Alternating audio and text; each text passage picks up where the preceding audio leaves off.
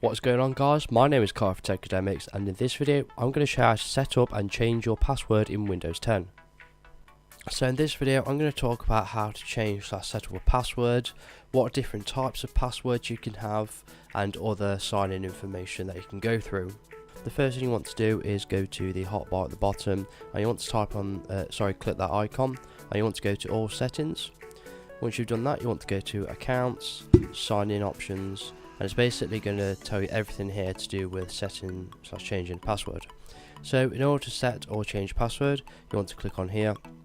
In this case it says change because I already have one, and it's basically going to be, well, if you are linked to a Microsoft account, it's basically going to change the password for all them accounts basically connected to it.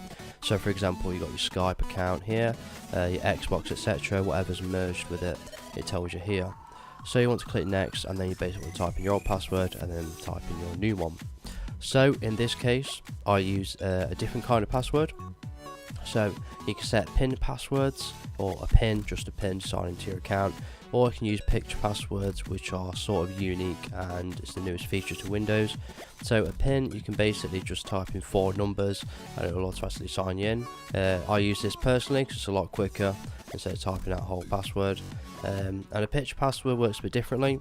So what you're going to do is you need to sign into your account, and then basically you can use gestures.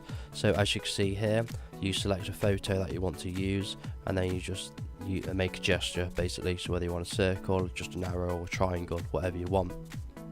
Okay, so you've also got additional information, for example, to automatically lock the PC when you're away, or to show your sign-in details on the sign-in screen. And that's basically how you change or set up a password in Windows 10. It's very easy. So if this video was helpful, please leave a like and pass it on to someone who may find it helpful as well. Consider subscribing if these type of videos are helpful. So thanks for watching. Peace out.